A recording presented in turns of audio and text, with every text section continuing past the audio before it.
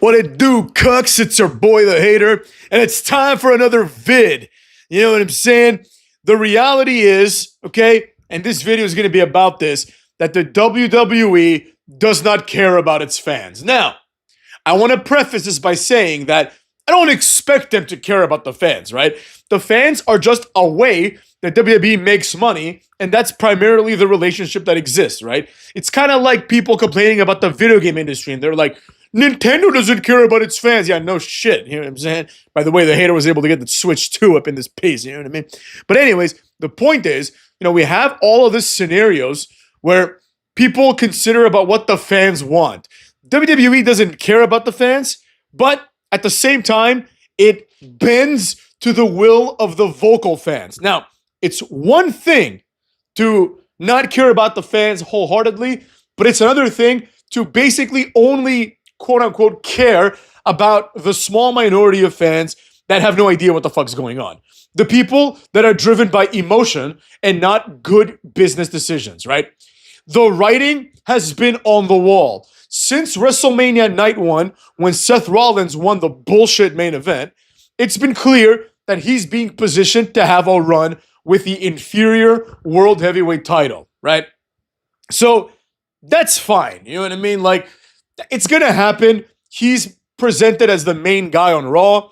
As a matter of fact, he's neutralized two of the other guys that were interesting, Braun and Bronson, you know what I mean? By basically absorbing them as his lackey, right? But WWE, despite all this, and despite the fact that I think all of us can kind of foresee that Seth Rollins will become the World Heavyweight Champion, WWE chooses for like the fourth year in a row to make the Money in the Bank completely meaningless, right? It's completely meaningless. Since Otis won the Money in the Bank, it's been a complete waste of time.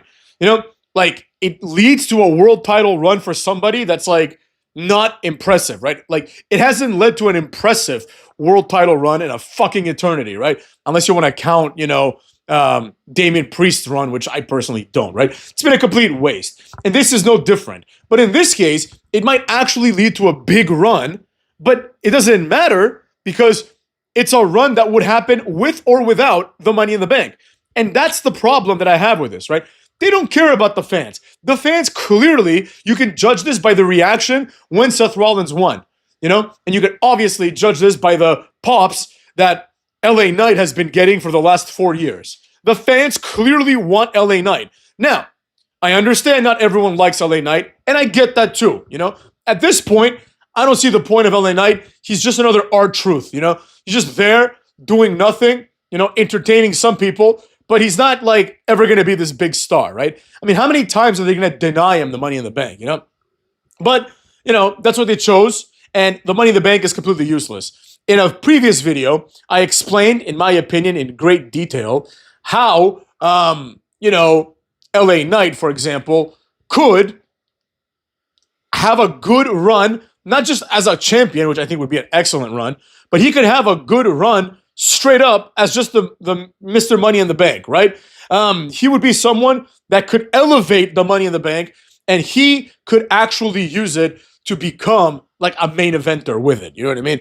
I'm not saying like he could use it to win the title, which obviously would also be the case, but he can actually elevate himself to the main event, right? Versus, let's say, Damian Priest or Drew McIntyre, which in my personal opinion are not main eventers, Like, he could actually elevate himself to that. Now, WWE seems to be focusing on other wrestlers like Jacob Fatu, who, in my personal opinion, is absolutely nothing special. Like, they started gaslighting us already. They're like, oh, this guy's great. He's the future of WrestleMania main eventer. Like, no, he fucking isn't. You know what I mean? Like, I don't see any scenario where he becomes a WrestleMania main eventer, He should be like a monster heel. And like, I hesitated just now when I said monster heel because, quite frankly, he's just not a believable monster. You know what I mean? Like, it's like if you have him and like a regular wrestler, it's like he's not much bigger than anybody, right? Like, he did the pop-up Samoan drop on, what's it called?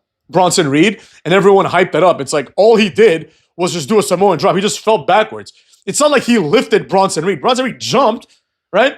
And then he kind of like pushed him up a little bit and then did it, Like, anyone could do that with Bronson Reed. Anyone who's like over 150 pounds. You know what I mean? That was all Bronson Reed's work. But anyways, neither here nor there, right? The real mistake, in my opinion, the real issue here isn't even Jacob Fatu.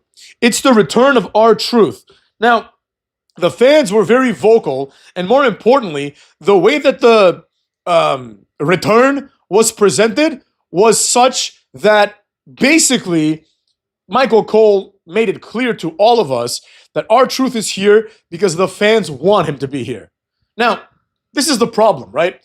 Like, if you're Triple H, this makes you look like a complete twat because either you're so dumb that you fired someone that the fans really want to see, or you don't care that you fired someone that the fans want to see. But clearly, it's not the second part, and it's the first part because you hired him back, right? In other words, you don't have the confidence to do what you want. You want to do the thing that you think the fans want, right? But I personally believe that if you were to look at like mainstream fans, not the people that piss and moan on like, Reddit wrestling or whatever, but the real fans, I think a lot of them would prefer that LA Knight win the Money in the Bank and that nobody really cares if R-Truth comes back or not, right? Furthermore, it's not like R-Truth's return is going to lead to this epic push, right? He's a guy that was fired. Like, they don't have any big plans for him, But they brought him back. Nothing against R-Truth, But in my opinion, it goes to show that WWE doesn't care about fans. They want to put on the illusion that they care about fans, right? So the fans get pissed off at something small, right? So they tell R-Truth, here, we'll give you like 50 grand a year maybe, and, just join us for like a few more weeks or whatever, right? Or, maybe for one more program. And R-Truth's like, fine, whatever, it is what it is. Like, he's a grown man, he can do what he wants. He can make his own choices. But I think the long-term elements and the meaningful elements, the fan opinion is not taken into consideration at all, right? Seth Rollins as Mr. Money in the Bank is just a complete disaster. And I don't think anybody serious can justify this decision, In addition, like WWE is buying up all these territories now, it looks like, because they're saying they might buy TNA. And it just shows like they really are ruining the few good things that are left in wrestling by kind of assimilating all that shit into the WWE, right? Like Trick Williams as the TNA World Champion is a disgrace. It's just stupid. It makes no sense.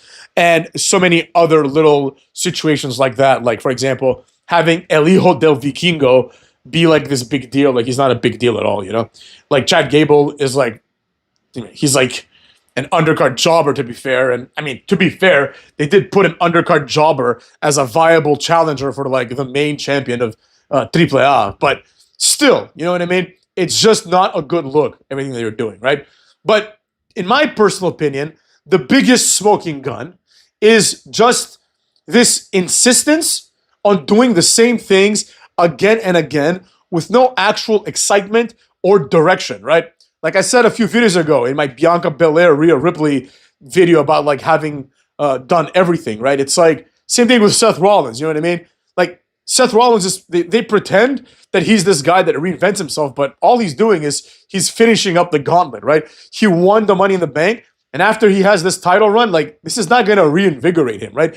Like it's the same Seth Rollins, now he just has Paul Heyman and a bunch of other jobbers with him, you know what I mean? Not jobbers, but you know what I mean, right? Like people that are now jobbers because they're with him.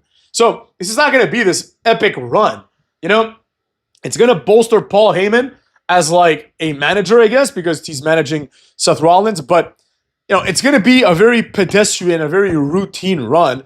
And in my personal opinion, I don't think the fans want to see this, right? At the very best, right? At the very best, you can say that this is like another version of the Bloodline, right? It's basically like Paul Heyman, a champion, and people around them. It's the same philosophy, just being done again, but with another wrestler, right? But it doesn't really change anything because Seth Rollins, now, he, like everything that he had that was kind of part of his character, like he was kind of the face in many ways. Like he wants to save WWE, at least conceptually. Now, at this point, it's turned into something else, right? He's just another Roman Reigns. He's just another power-hungry guy. So I don't think the fans want to see that. I base this on the fact that nobody really likes Seth Rollins anymore, and also on the fact that people were not excited about his win.